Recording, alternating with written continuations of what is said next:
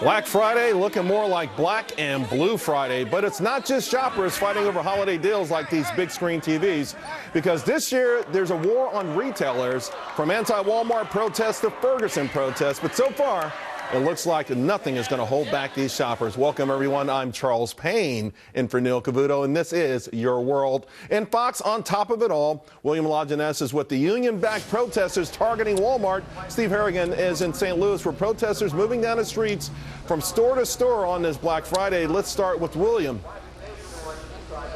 Well, Charles, as you know, in this particular case, Walmart is the scapegoat, the symbol, if you will, for union leaders who are trying to make a political point about income equality and to campaign for a living wage. They say no less than $15 an hour. The irony, of course, is that many union workers under union contracts negotiated by the United Food and Commercial Workers Union make about the same amount. Now, the scrutiny, however, is on Walmart and the media attention. Now, some of the people you see in green here are actually Walmart workers taking the day off. Others, of course, are members of the union who've been bussed in from here around the country in Long Beach, as well as Atlanta, Chicago, Washington, D.C., demonstrations there as well. The argument is simply this, that the founders of Walmart are rich and that they have a duty to give their workers more. They pay for health care benefits to increase hours and, again, pay at least $15 an hour. How can anybody survive on $12 to live and eat? And I was starving. I've lost 60 pounds during that period of time in less than a year. And I'd beg for more hours and they'd say, follow your schedule, we can't do anything about it, with a snicker. And that's why I stand up and that's why I fight. But is anyone listening? Walmart says perception here is not reality, that they had 22 million shoppers as of this morning. Were people coming in to buy 65-inch televisions for $650. They said they had an awesome Black Friday, that 75% of today's managers began as sales associates, and more than 300,000 workers have been with the company for more than 10 years.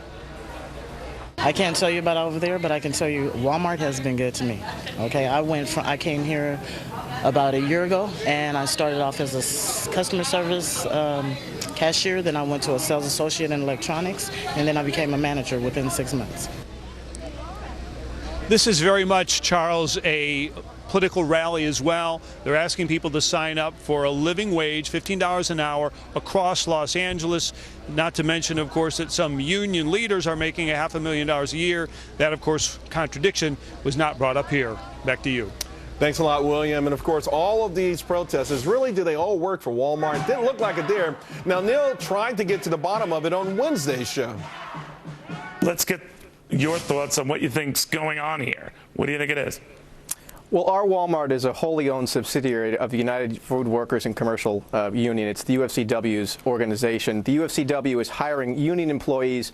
They're giving out gift cards. They're actually offering people $200 in free Thanksgiving turkeys in cities like Denver and Chicago to come out and protest. But these are not Walmart employees. These are simply paid street protests, and they're trying to achieve their ultimate goal, which is to unionize Walmart's 1.3 million employees. Well, here to respond, Kim Bobo, who took part in today's protest. She's with Making Change at Walmart, the campaign, which also includes our Walmart. Kim, welcome to the show. I think you heard the criticism there. Now, we were watching some live shots today. I got to tell you, I didn't see anyone in that crowd that looked like a Walmart employee. Well, there are Walmart employees at many of the protests around the country. I was at 2 protests today, and ours was primarily church people, synagogue people. We had priests there, we had people, and we were leading prayers, and we were praying both for workers and for the management at Walmart. We believe, I'm the director of Interfaith Worker Justice, we believe that to those who much is given, much is expected. And so we believe that the largest company in America could pay people $15 an hour, that they could, and thus Right. they Now, should. But you work for the organization, the union. You're not a Walmart employee yourself. No, I do not work for the union. I am a faith leader with Interfaith Worker Justice. We are partnering with our Walmart and other community organizations in supporting what these workers are asking for.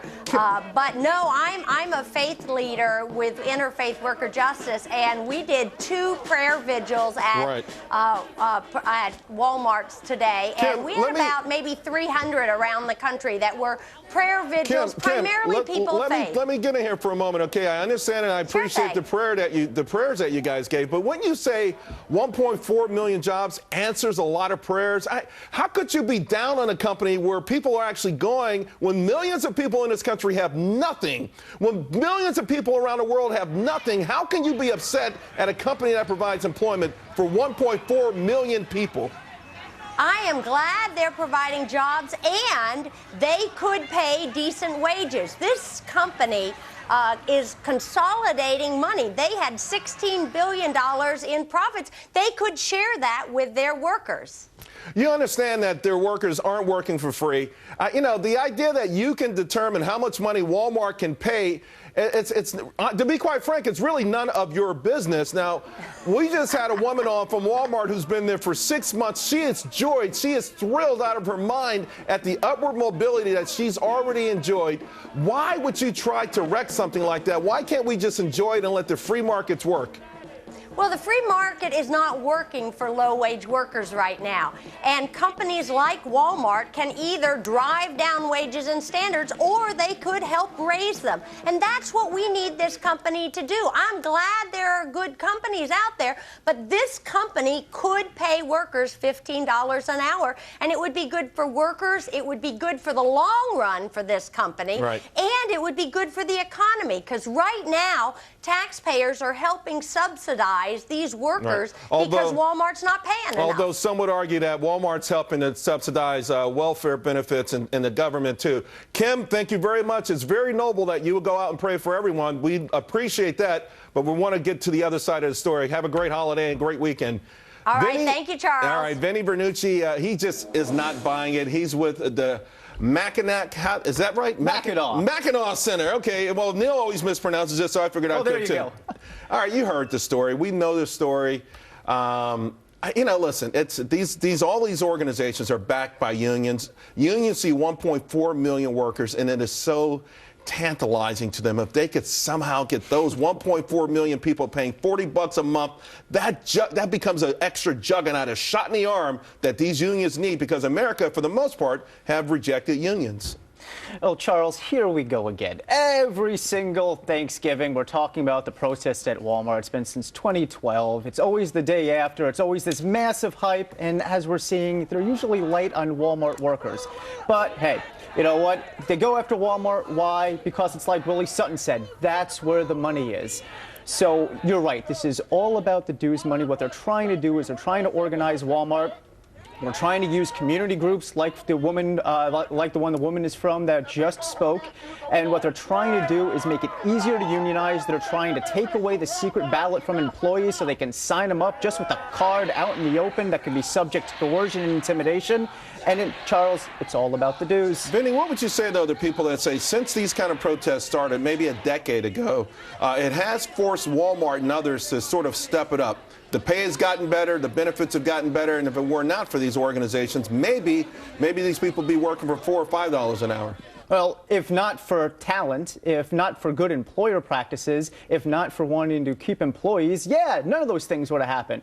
But it's the fact that they have to keep qualified talent, like the woman before that we started the segment with, that started at the bottom and is working her way up. And that's what the free market is all about. That's what Walmart's doing for its associates. It's letting them start somewhere, giving them that experience, and that's how they get raises, and that's how they're going to make 15 and above, unlike we're seeing with some of these other UFCW union contract employers that are making 11, 12 an hour. Now we're looking here at the scenes here. I think yesterday 22 million people went to Walmarts around the country, so I would say that's in addition to the employees, 22 million people who probably are pretty happy that they exist. Now, having said that, we know that these protests are going to be relentless. They're going to continue and continue and continue. We saw in the midterm elections where even so-called red states voted for higher minimum wage. Is this something that will be a reality one way or the other, though, for Walmart? Well, we're going to keep talking about it. And by the way, Charles, Walmart is actually really hasn't come out that strongly against the minimum wage. I think in some cases they've actually been for it. And you got to look at their bottom line. For them, it's a good business practice because you raise the minimum wage, they can raise it, but their small business competitors can't. Yeah. So on that one, you know, I got to say I'm not really a fan of Walmart when it comes to their stance on minimum wage. It's ironic because I looked at the website for the Making Change at Walmart, and they talk about small businesses being part of that coalition. But to your point, these higher wages will hurt small businesses before it hurts Walmart. Vinny, nice seeing you in New York. Charles, good seeing you. Thanks for having me on. All right, to Wall Street now in a November to remember. All the major averages are up big this month. The Nasdaq showing the biggest increase, up 3.5%. The Dow ending the month at a new all-time high. Take a look at it. Now, notice the difference. I want you to take a look at this. Notice the difference between Ferguson protests earlier in the week and now. Looks like all those outside agitators went home for the holidays. And no crowds here. The administration trying to sell Obamacare at malls all across the country today. How's that working out for you? This guy looks a little bit bored. Where's all the demand?